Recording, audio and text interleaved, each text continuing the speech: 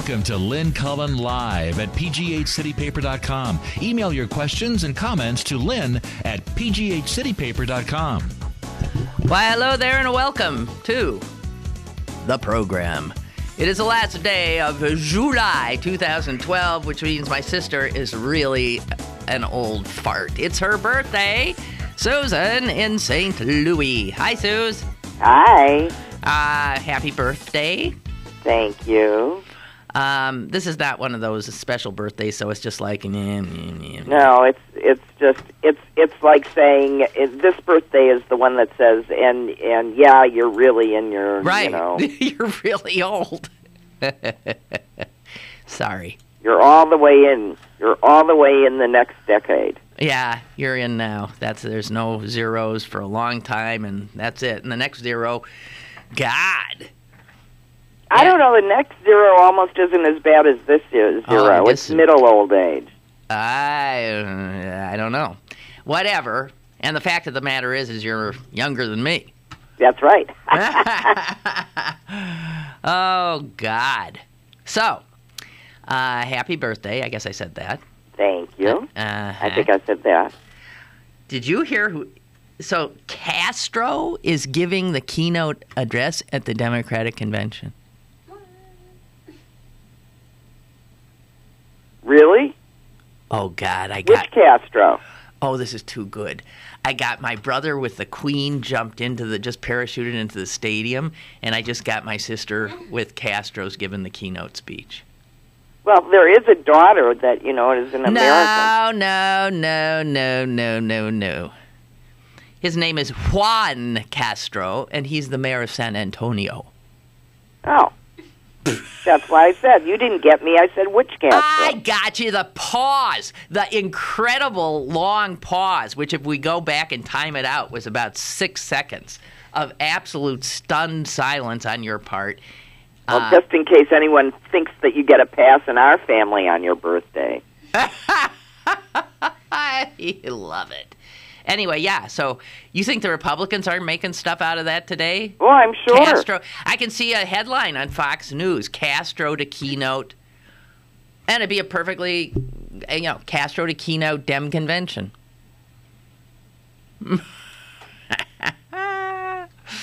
Oh, God almighty. I hope he's a good speaker. That's all I have to say. I don't know anything about him, but this is obviously trying to solidify their Hispanic support. So what do you think about Clinton? I think it's great because he's I think he'll rouse the troops.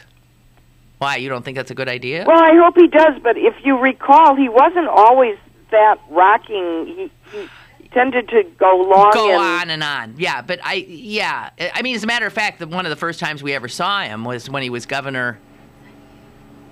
No. Oh, that's the printer.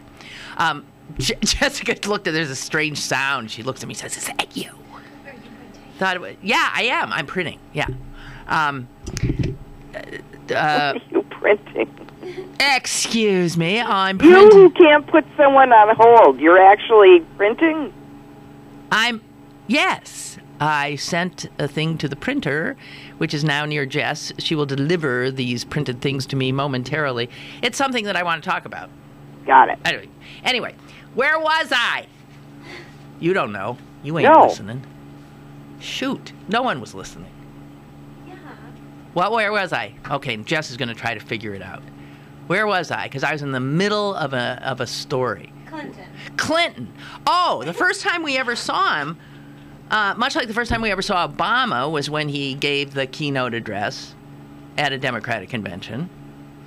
First time we saw Clinton, I think, is when he gave the keynote address at another Democratic convention. He was the young, uprising governor of Arkansas, and he proceeded to bore people silly. Am I remembering that right? I think so. As a matter of fact, I think he was on the Tonight Show like the next night, and he actually made Carson was joking with them. They were joking about how he bombed. We have a caller. Right. Yeah. Hello. Well, good morning, Lynn. Happy birthday, Susan. Thank you. This is Michael from Pittsburgh, from Pittsburgh. My God, formerly of Pittsburgh, now of Palm Springs. You don't know where the hell you are anymore, huh? I can't hear you on live stream. There's no audio coming through whatsoever. The ad comes up. I can hear it beautifully. I am hearing nothing on my end. Tell him to refresh it. Tell him to refresh it, says... I have tried that. He has tried that. Jess? I reloaded the page and everything. The ad will come through beautifully. Is he... The sound on the are you watching from... Okay. Nil. I'm getting picture, no sound. Are you watching from the City Paper website? Is that how you went in? No, I'm going in from livestream.com. Okay, don't do it. Do it from City Paper. All right. Okay, I'll try that and get back to you if it's still a no-go. Okay, but do you normally, so you normally do it through live stream?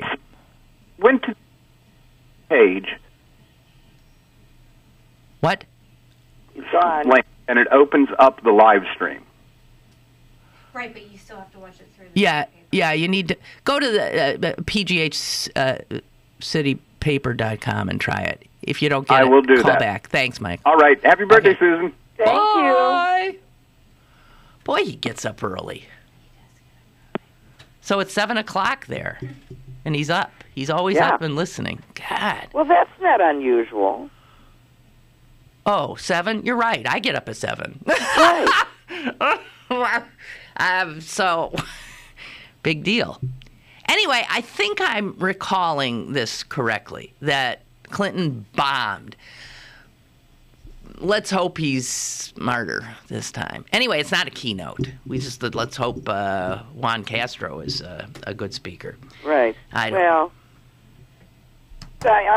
He must be. They wouldn't ask him if he weren't. Well, you know, you have to figure that whoever decided to ask Barack Obama essentially... I remember when I was watching that speech, I said, I'm looking at the first black president. I just knew it. You remember that speech? He blew everybody away. Right. And I remember thinking, boy, wouldn't it be something if he ran? Yeah.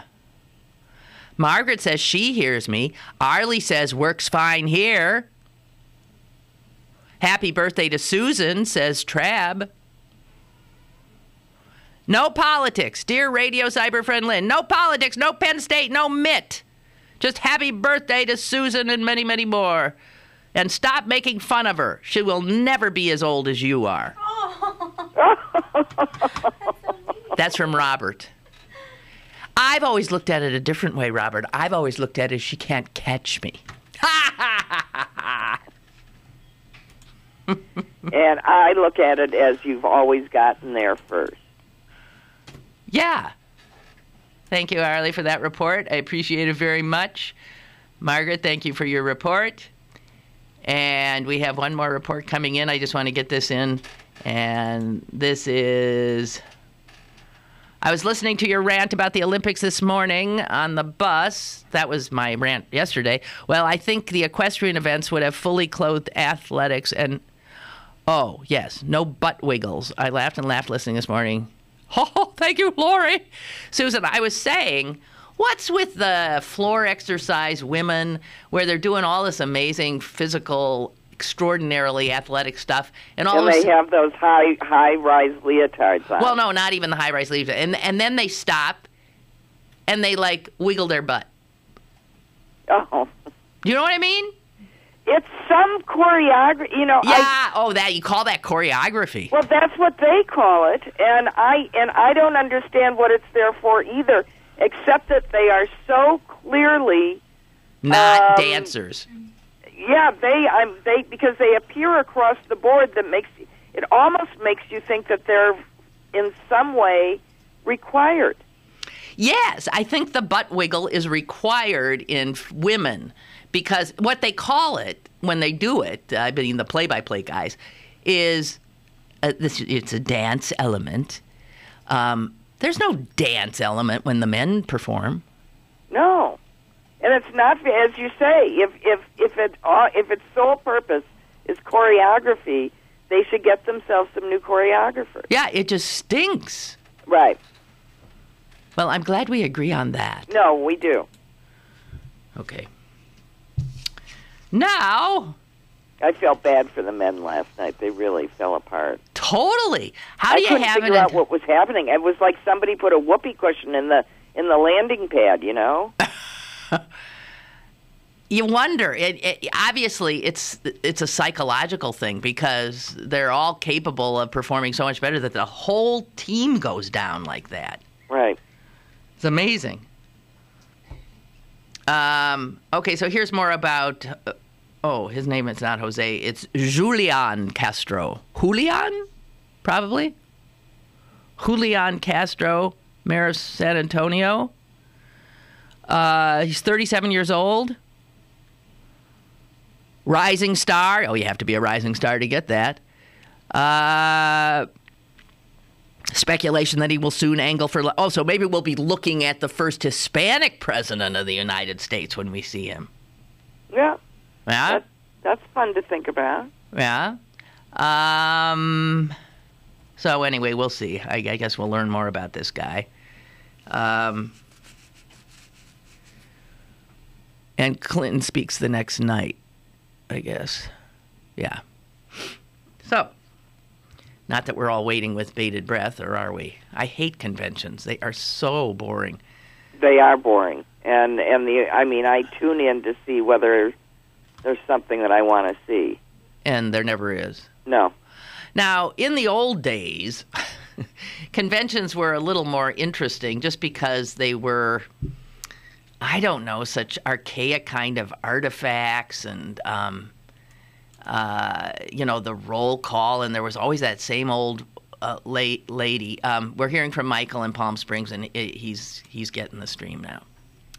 All right. Well, stop trying to make end runs around pghcitypaper.com. Okay? Thank you very much, Michael.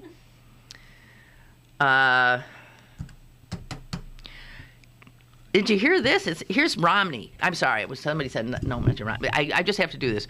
Romney, before he left Israel, said the following. He started praising the Israelis and dissing us for our health care system as compared to theirs. He says, when our health care costs are completely out of control, do you realize what health care spending is as a percentage of the GDP in Israel? 8%. You spend 8% of GDP on health care, and you're a healthy nation. He's talking to people at the King David Hotel in Jerusalem. We spend, we Americans, 18% of our GDP on health care.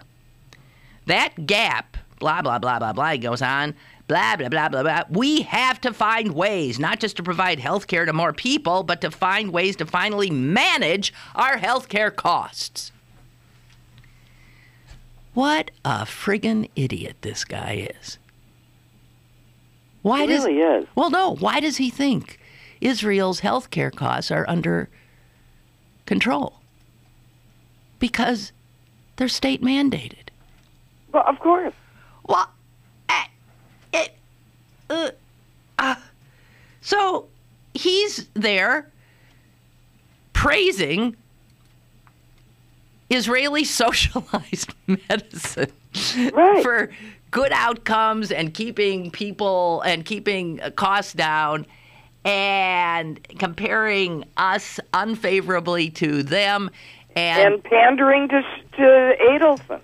Oh yeah, well God knows you got to pander. I mean, it's the whole thing. The picture of him at the Wailing Wall really just was very unflattering. But he had the most terrible smirk on his face. I didn't see a smirk. It was a profile. How could you see a smirk? No, he was, it was yucky. He wasn't smirking. You wouldn't smirk at the wall. Well, I'll see if I can find the picture I saw. Perhaps we saw a different picture. The only thing I noticed is his yarmulke looked idiotic. Is it just me, or when non-Jews put on yarmulkes, do they... No, they never are quite right. Why is that? Seriously, what is that about? How could that be? Well, maybe they just maybe they unintentionally hold their heads slightly awkwardly while wearing it, and it makes the whole thing look awkward. I don't think that's it. I mean, your husband's been a member of the family long enough that he now looks okay in one. Maybe it's just, again, psychological. I don't know what it is. Or maybe because most Jewish men seem to be bald, it sits better on their heads. And then you get some, goy with a big head of hair, and you stick a thing on top of that, and it really looks goofy. Right. Is that what it could be? Well, I don't know, but Jewish men aren't shy about clipping them on top of their heads either. No, they put barrettes in and like bobby pins. That's right, they do. Remember the first time I saw that, I was freaked. But that's what they do because they have a tendency to fall off. So last night, Susan, after I spoke to you, yes, I was sitting outside in my yard, and it was totally dark, but there was a light on that shines in the back, and it was illuminating this huge spider web that a spider was building. Right. And I walked over, and this spider was a big sucker. I mean, he was a big boy. And I watched what it is. I mean, I don't like spiders on me. But no, but aren't they magnificent? Spiders building a web is about as amazing a thing as you'll ever see. I mean, first of all, the result is gorgeous. It's structurally a work of genius. It's pleasing to the eye. It's utilitarian. It's strong, despite the fact that it's made out of these little teeny filaments, which the spider is creating out of his own body while he spins it. The whole thing is so unbelievable you can't even. Anyway, I tried to film it. It didn't work. It was too dark. Right. You can see the film looks like, you can see the spider because for some reason the light was just hitting him. So you see a spider sort of like moving around in the darkness. But oh my God. And then what should happen? But this morning's New York Times Science section. Right. I was just going to say. Has this question. I found single spider web filaments between bushes 4 feet apart. How did the spider spin them over such a distance? And what happened to the rest of the web? Now, I must have amazingly a number of spiders in my backyard because every day when I walk out in the morning, there are those single filaments. I often break them. They may be strung in front of the door. They're hanging from a tree down to another tree. And you do wonder, what the hell? Right? Between two chairs on my patio. And sometimes, there's a web being started on top of it, and you think, oh, God, I don't want to ruin all this work, but I just can't let you do it here. Right. So no, I prefer them. I mean, they're catching all the bugs. All the bugs I don't want to have buzzing around me. Mm-hmm.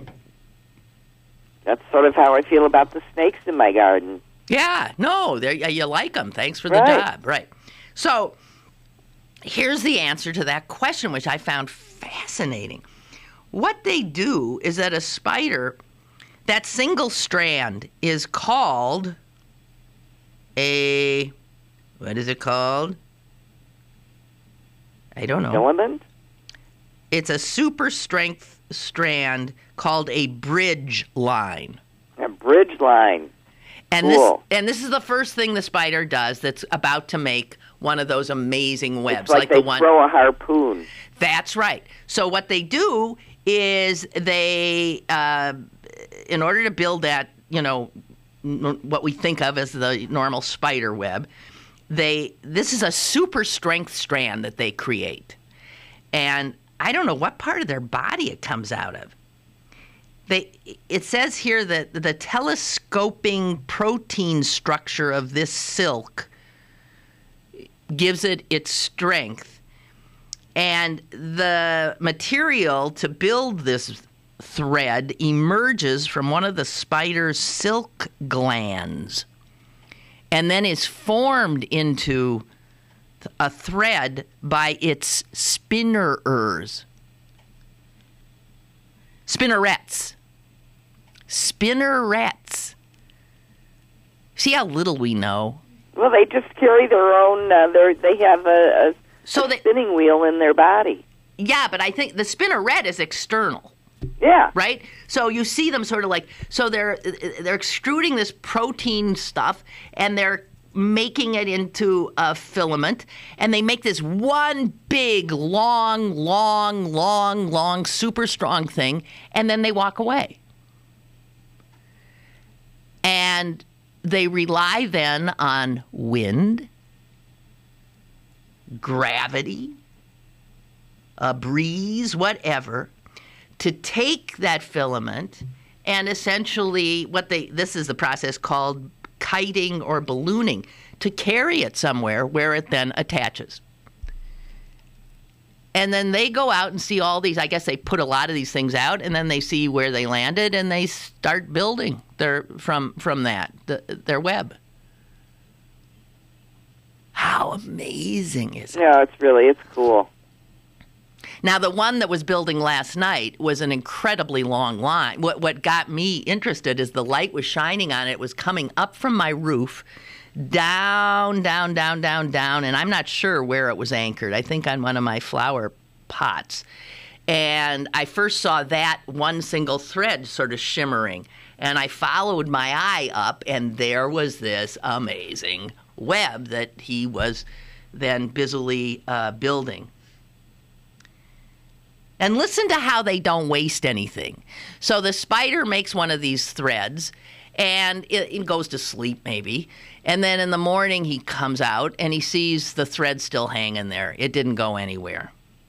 And rather than just leave it there, he gobbles it back up and recycles the proteins that created it and tries again.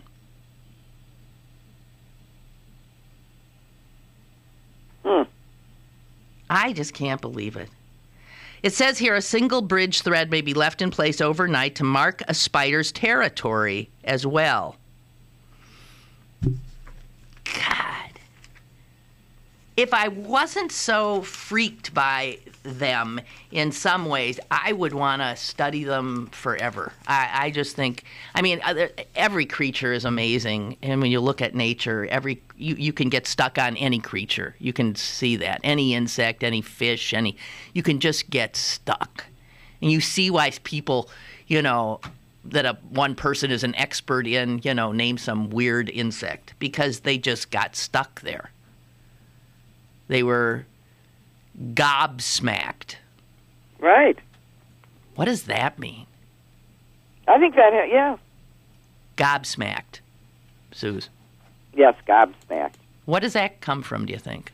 It comes from reading British novels. So it is, we know it's British. Mm-hmm. It sounds awful. But I think it's like getting hit in the face. Jess is looking it up.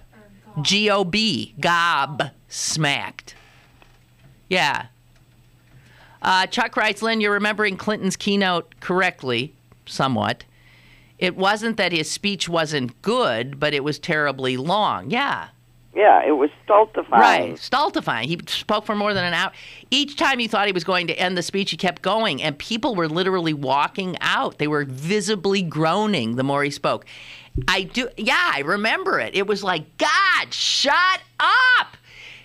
And then he at least, as he showed, as he always did, as we got to know him more, that every time he screws up, he just owns it. And he somehow, the fact that he went right on Johnny Carson because everybody was making jokes about him, and he joined the laughter.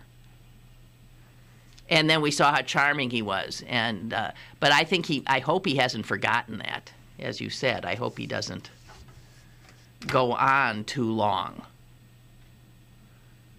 I was reading where George H.W. Bush said one of the reasons he just fell in love with Clinton is he says he just knows so much. Why, he can talk about anything and blah, blah, blah, blah, blah. Jess can't find anything. Gob means your mouth. That's what I thought. Gob means your mouth. Right. Yeah. Gobsmacked, hit in the face. Hit in the face. mouth. Gobsmacked. Okay, here's something else, Susan. See if you can figure it out. I posed this question to Potter last week, and he couldn't think of anything. I was curious about what you think the anthropological or evolutionary purpose or role or whatever played by the fact that when human beings are stunned or shocked or freaked or whatever, here's what brought this to my attention. Pictures of people at Penn State listening to the report of what was going to happen to Penn State. And there'd be a picture of like about 12 people, 12 students and other people standing and sitting around. And almost to a person, their mouths are open and their hands are over their mouths. Yes. What's that? What do you think I knew that that's would be? what you were going to say. Yeah, but what do you think that would be? Why would that? What? Isn't that fascinating? And is it cross-cultural? I think it might be as primitive as a survival instinct and literally holding your breath and being quiet so the prey can't see you. And it's our expression of, and then it evolves into a cultural expression of, I can't, I have to live through this. I can't believe this. Covering your face, first your mouth drops open, then you cover your face. Well, it's like the scream. Right. So, yeah, it would have to be something that I know it's evolutionary. So you think it's to like, shut up. Just, I don't know. But wow, again, we are so unaware of even why we ourselves behave as we do. Right. It's just built in. And when somebody doesn't react like we do, they stand out and something seems wrong. Right. Right. And that results, and that's our animal tendency towards pack mentality. Our packs are tribes. Our tribes become, countries. Our country, that's bred into us. Yeah, obviously. But I just wondered if it was cross-cultural, that reaction. So that no matter where you found the human being, that would be the reaction. I think if I can flash on famous photographs, and you can always see that, that a reaction of covering one's face or one's mouth, both when horrified or when happy. There has to be something about being careful who you let see your emotions. I don't know. Maybe. Who knows? Michael writes, gobsmacked is to be rendered speechless. Hey, this from a Republican analyst I saw in a tweet this morning. I forget his name, but you'd recognize it. He's some Barnes or something. He said, I was stunned when I saw the first part. Romney can't win, he said. But he followed it with, but Obama can lose. Isn't that an interesting way of looking at this election? Right. Nobody wants Romney. Not even the people who are voting for him. Romney can't win, but Obama could lose. And on that... Well, I thought, did you read the David Brooks commentary on why this is the most boring election? No, because one of the things about David Brooks is he's starting to bore me. Not starting. He's been boring me silly for a while. Well, he is boring, but he was saying it's amazing. Nobody is telling you anything on either side because no one would stand for a real policy speech anymore. No. We have no political leadership. No. None. And if somebody did stand up and actually say something that needed to be said, first of all, they would be dooming themselves, and probably. And secondarily, we would all be gobsmacked. Well, it makes for, it makes for bad government. That's all I can say. You bet it does. It definitely does. And it also makes for a cynical and turned off electorate. Yes. Thank you. And now, without further ado, I got to take a break. We'll be right back. More is on the way with Lynn Cullen Live.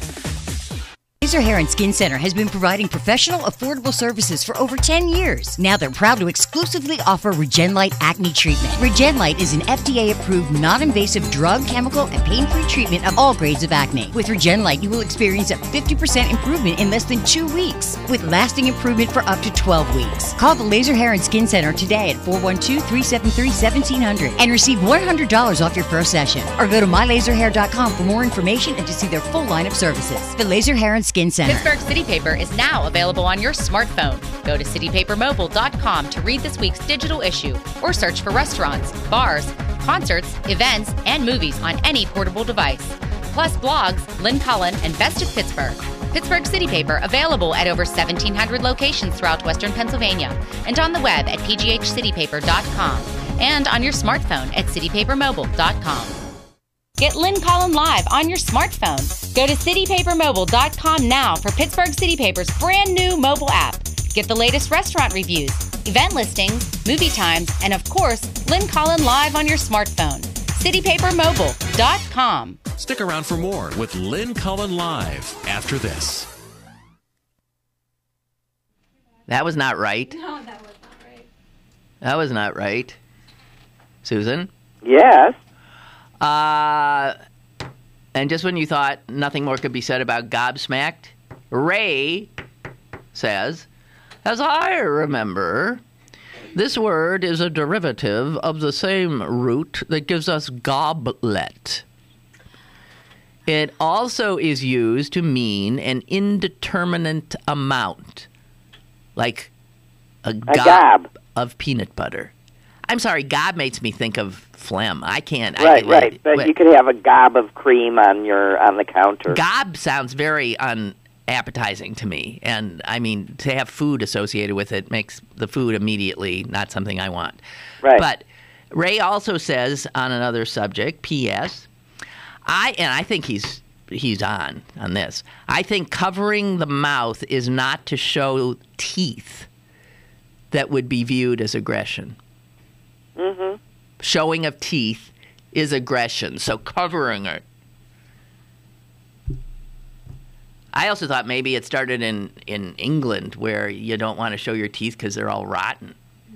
Well, but I mean that originated in wherever existed before there were dentists. Right. Good teeth are a relatively new phenomenon. Yeah. And it's amazing how many people still don't have them.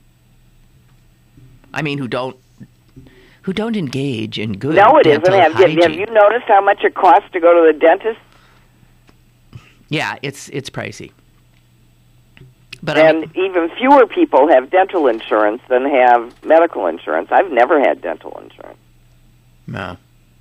God, did you read? There was a article in the Sunday New York Times Magazine about if you are poor and living in rural Mississippi, your chances, first of all, of living up to any normal age are remote. Your health is as bad as the health in a third world country. As you read this stuff, you wonder, how can a state in this country be so backward? And this is a state, by the way, Mississippi, where the governor is saying he's going to turn down the federal money, which would come. Well, that's what our legislature is saying, and I think that Missouri comes in behind Mississippi on a lot of stuff. Well, yeah. Unless they're 50, we're 49. Well, anyway, the story was about a doctor who was desperately trying to figure out how to improve the health of these people.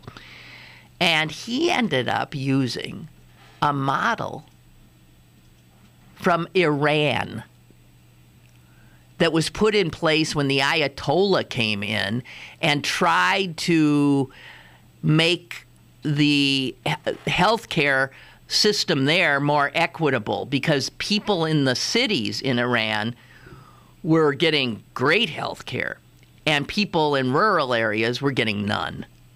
And so they came up with this sort of community-based, and it's a smart as hell structure. And this guy has sort of figured out how to do it in Mississippi, and he's already getting better results. People are healthier. They're saving money because these people are not running to the nearest emergency room anymore for just regular. Right. It's a no-brainer.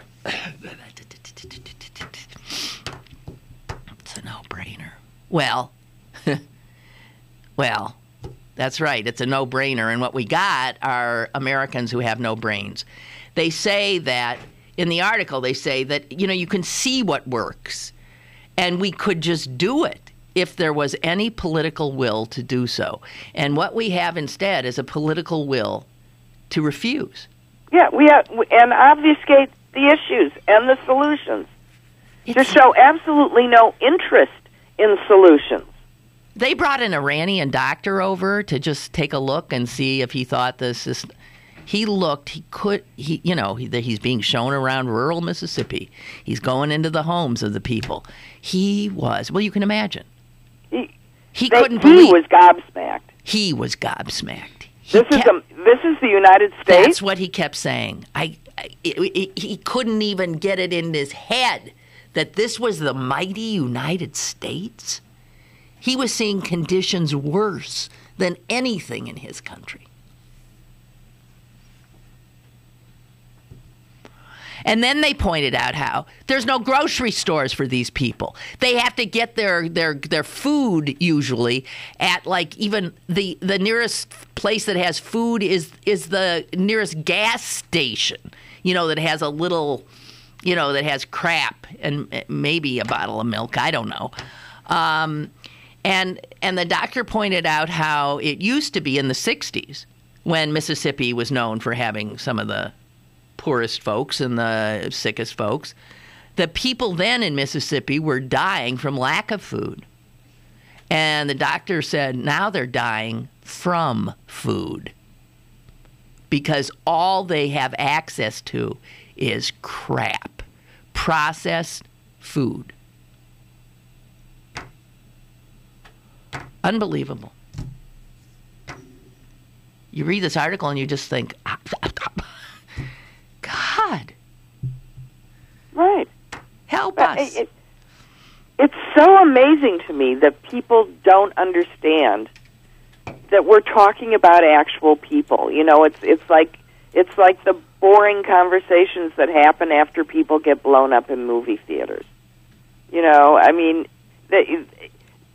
Everybody has an opinion about it because no one they know died. It's not real.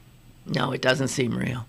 And in fact, they just said some Pew research. It wouldn't be Pew. Some quick Gallup poll said that 2/3 of Americans say that what happened in Colorado is what did they call it? Oh, man, I can't believe What, it. a natural consequence? No, it was quite the opposite. It was just sort of like, an odd event. It's an aberration? Yeah, something like that. Okay, that's not exactly the word, but yes. And I thought, well, see, if that's the way we respond to this, if we refuse to, connect dots and figure out solutions, if everything is just, well, wrong place, wrong time, sorry, let's move on. I don't know. No, it's, yeah. Okay. Don't want to depress you on your birthday, Susan. Some guy was, who I guess is the head of Media Matters. Oh, he's not the head of it. He's just some guy on Media Matters. He was saying he can't imagine what's going to happen in the heads of the Kool-Aid drinkers on the right who so hate Obama if and when he wins. It's scary, but I was scared the first time. Right.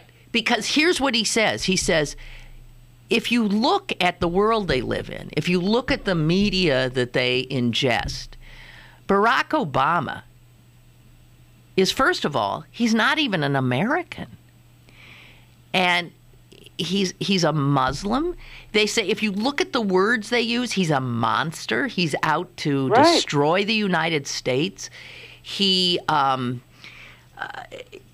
he said the verbiage has gone so far beyond, I don't agree with him, I don't think his policies work, to I think he's trying to his goal is to destroy America.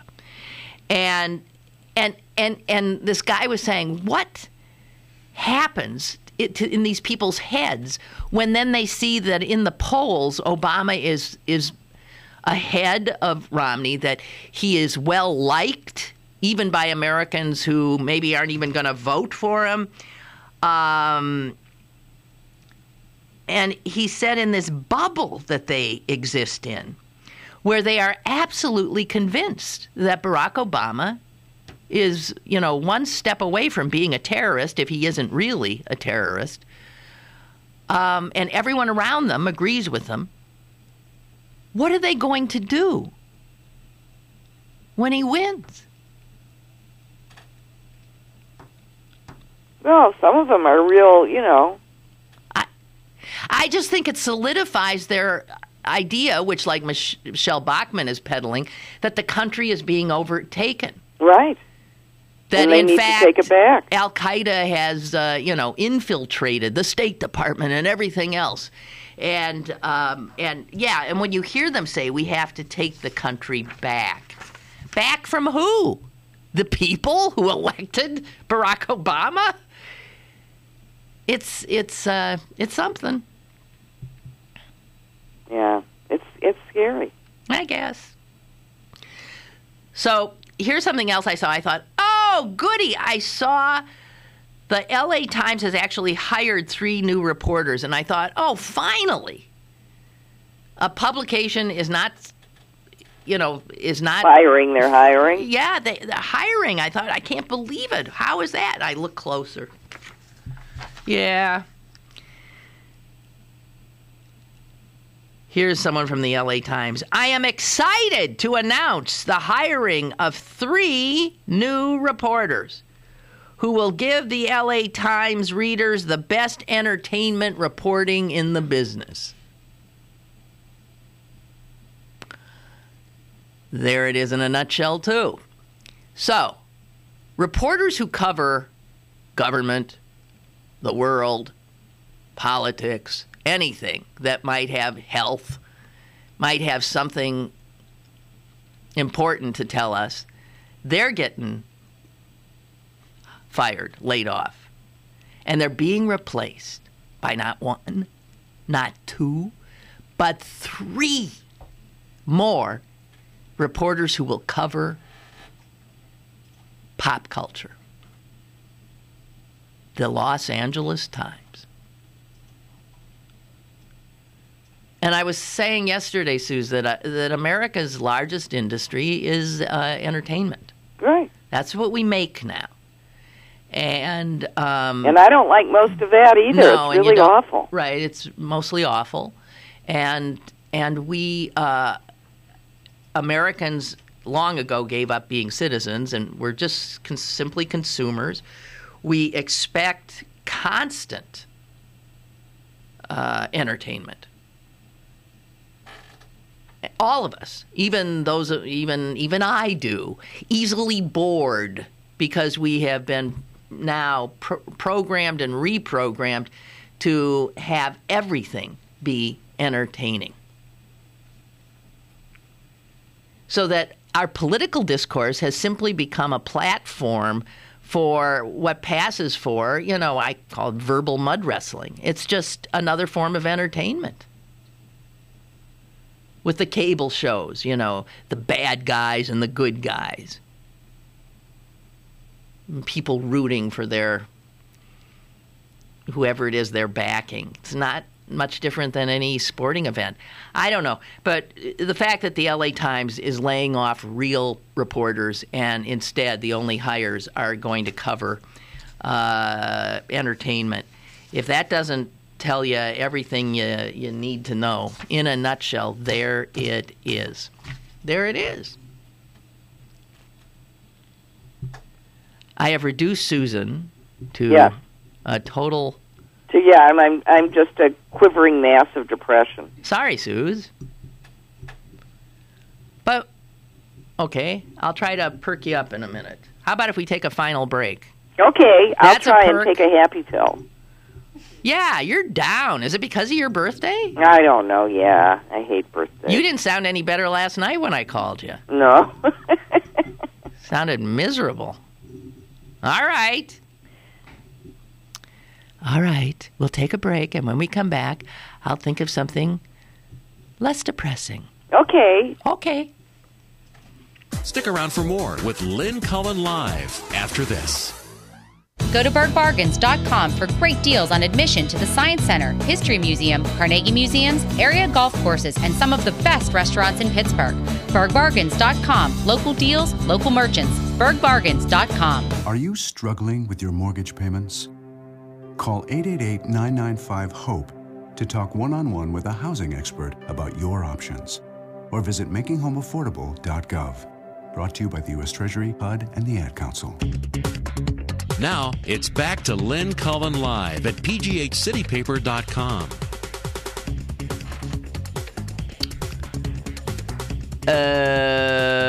Okay. We're back. Susan? Yes? I can't think of a damn thing to help us out here. I can't either. Well, I mean, that's not sort of... So there's quite a bit of, muttering and sputtering about the fact that a lot of people are not enjoying the Olympic coverage because they know the results before the show starts because it's tape delayed, and it's pretty hard to avoid the finding out.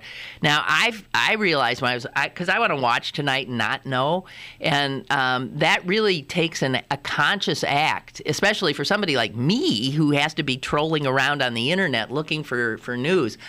So far I've protected myself. I don't know if maybe nothing's happened that I care about, but I noticed when I was looking at my Twitter account that the New York Times has a different logo for their Olympic coverage. It's not the Times. So when I see that logo, I just sort of like blur my eye. I blur, I don't see, and I go right past it. So, I mean, I appreciate that they've marked their updates where they're giving you the news in a different, or in a way that you can then avoid. However, where did I read today? That because so many people are complaining, they talked to some shrinks about it. And the shrinks say, believe it or not, research shows that when you know the outcome of an event... You actually enjoy it more. Yes. Uh-huh. Why? Well, it's the same reason that a lot of people, I think, read the end of the book before they... They say that's right. People experience so much anxiety trying to get to the end that knowing the end and still watching it makes it more pleasurable because it relieves anxiety. Well, they say, you're dead on, because that's what they say. The studies show that even if you do know somebody ruined it for you and told you Michael Phelps came in fourth, watch, and you see it in a different way. Obviously, you're looking at it from a different. They say in some ways you see nuance more. You can pay attention to things that you weren't paying attention to. But I don't want to know. Well, then don't know. Don't know. I know, but I mean, believe me, I'll enjoy it, I guess, either way. I did watch the swimming, even knowing Phelps came in fourth, and I have no idea if I enjoyed it less or not. But I'll acknowledge that research shows that it shouldn't have an impact on your enjoyment of the event. It might change your enjoyment, but won't deny you enjoyment. Right, and I think most of the complaints are more about the fact that NBC's making it impossible, unless you can prove that you have a cable subscription, to get to the live feed that they claim to be giving to those people that do want to watch in real time. I don't know. I never tried, so I don't know how difficult they're making it. I mean, how do you prove you have a... I don't know. You probably have to put in an account number for your cable company. Oh, well, okay. Yeah, I mean, I'm not doing that either. I'm like a good little American. I'm watching at night when I'm watching. Yeah. Have you watched any weird things? I don't think so. Have you? I watched a little table tennis the other day, and... No, I didn't have any time yesterday to watch, so I really haven't seen anything. I watched a little bit of the kayaking, the slalom run. That was sort of interesting. Okay, I didn't see that. I watched... I don't know. I haven't watched much of anything. I've been watching basketball. I've been watching... I guess gymnastics and swimming. Beach volleyball leaves me cold. And speaking of outfits or lack thereof, do you agree with me that no one can look attractive playing water polo? Yes. And at least in terms of men, they're usually quite hunky guys. I said you can take the most gorgeous male specimen in the world and stick one of those idiot hats tied under his gorgeous chin, and he turns into a nerd. Right. I used to think the same about wrestling, those uni things that wrestlers wear. Sometimes a sport requires you to dress in a manner that is such an indignity that even if you're... We're like sumo wrestlers. Oh, my God. What's that? Jeez. God. Hey, and what about, is it a Chinese girl? Oh, right. That in the fourth leg... That bettered her time by like 5 minutes? No, but the thing she did that was totally freaky is, I think on the fourth, it was one of those ones where you do 4 different strokes, back and forth, back and forth, back and forth. And in the last stroke or something, the 25% of the thing, she had a time that would have beaten the men who did that. Yeah, she would have beaten Lochte or whatever his name is. Right. Well, so wait a minute. So everybody's saying this is impossible. Right. Do you think it's impossible? They're not saying it's impossible because she did it. They're saying it's very hard to believe that she did it without any pharmaceutical help. Yes. And the fact that she bettered her best time by 7 seconds in a sport that is routinely decided by 1/100th of a second. Does she have webbed feet? Jesus. I mean, okay, so if you stick out that much, somebody's going to want to do some... Now, the Chinese must have put a rocket in her tush. I don't know. Something weird.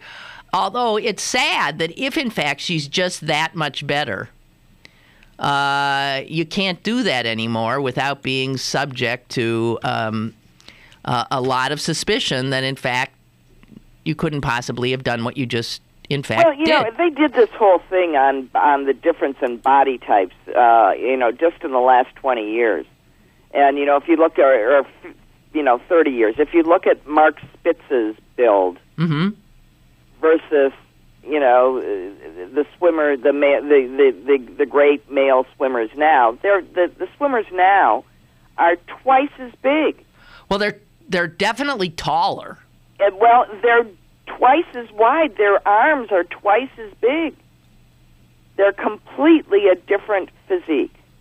And part of that is because, we know so much more about the science of the body, and the science of the sport, that they can tailor the body for it. But it's hard to believe that some of these people don't have these bulked up, gorgeous bodies without some help, steroidal interference or human growth hormone or, whatever they're using. So here's another interesting point.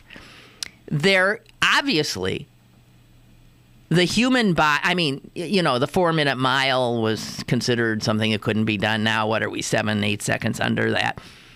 At some point, here, this is... At some point, you think you have to stop. But, there can't be... quietly evolving. No, there can't be a 3-minute mile. Okay, even if you say, there could be a 3-minute mile, there can't be a 2-minute mile. Not with a human being. At some point, it stops. And right. And records aren't... But, records aren't set in every event at every year. Right, but here there was a fascinating graph that was done, I can't remember where I saw it, of records and how it is in swimming that they're continuing to be broken. Almost every year they just keep breaking. So swimming still has a far way to go. Where they are not showing much movement at all is track and field. It's like they don't know how to do it. And there's 2 sports that is actually in the last 10 years or something has gone back the other way. No one can get close to the records that were made 10 years ago or 15 years ago. So, and those 2 sports are, interestingly, discus and I think the javelin. And that's probably directly related to doping, that they've gone back to undoped bodies. Maybe. But they put the sports where the records continue to be broken and then took it down to and track and field is where it's not moving much anymore. And you might be right about that. You probably are. But swimming's going the other way. Stop and think of how many, every time you watch a swimming match, there's an Olympic record broken, a world record broken, a blah, blah, blah, blah. People just keep breaking them left, right. And if they break them every time, at some point there's got to be an end point there, too. Right. But let's get back to the bodies, shall we? Oh, sure. Doesn't Phelps look strange? Well, he always did. He has a very odd body. It's not his proportional. Torso is so long. His torso... That when his bathing suit, which looks like it's starting right above his knees... Right. And he's still totally decent. So he's not even at his, behind. Right. He's got an extraordinarily long torso and long arms. His arms hang like... Right. He's built like an ape. A little bit. But it's, I guess, what he has is a body made to swim. Yeah. So, but it is fascinating watching what human beings can do. And I'm just astonished by it. Watching the gymnasts freaks me out more than almost anything. The strength, the agility, the fearlessness, the balance. It seems to me they have to do it all. Unbelievable. And then just the unbelievable psychological toughness. Well, that's what I find the most amazing, that you know, especially in a lot of these, you know, in gymnastics and swimming, a lot of these are really children. Oh, and young right. kids with an incredible amount of composure to be able to compete right. in those circumstances. Right. I'd come apart at the seams, sort of like the men's gymnastics team. Right. It's understandable. Mm-hmm. Poor guys. What would be worse? Being the parent would be worse. Well, the parents, I mean, yeah, I've I know been that reading one things couple. about how yeah. the parents are, you know, yeah. awful. You know, some of them are good and some of them are awful. And you know, the Olympians are saying, well, a lot of us have stage parents. I mean, that's just the way it is. Yeah. But I mean, to be really invested in your child and not be not be a jerk, not be a stage mother, but to be just, you know, knowing how much it means to them and, you know, struggling through, and you can't, there's nothing you can do. They were talking to the swimmer from Colorado, the girl that won her gold yesterday. They were talking the to 17-year-old, the kid, the one that's from Aurora or just outside of Aurora. Oh, I didn't. But they were talking to her parents, and the mother was saying that she sits quietly, and then she points to her husband. She says he's pretty obnoxious. Well, I can understand. It'd be hard not to be. All right, Susan. May your day... I'm going to enjoy my day. I mean, I have no choice, and I did wake up this morning, and that's the good news. Yes, right, indeed. And I hope you have better. That's like, you know, it should only get better. It will. Happy I'm going to water. I haven't had to water for 4 days. That's amazing. So I'm going to water today. Okay, that's great. Okay, Suze. Bye. And I'm saying bye to the rest of you, too, because it's time to go. Chris Potter tomorrow, Sokolowski Thursday, and a wondrous woman you do not want to miss on Friday, Vanessa German. Trust me here. I'm just totally enthralled with this woman. So 3 great guests coming up the rest of the week. We'll say adieu.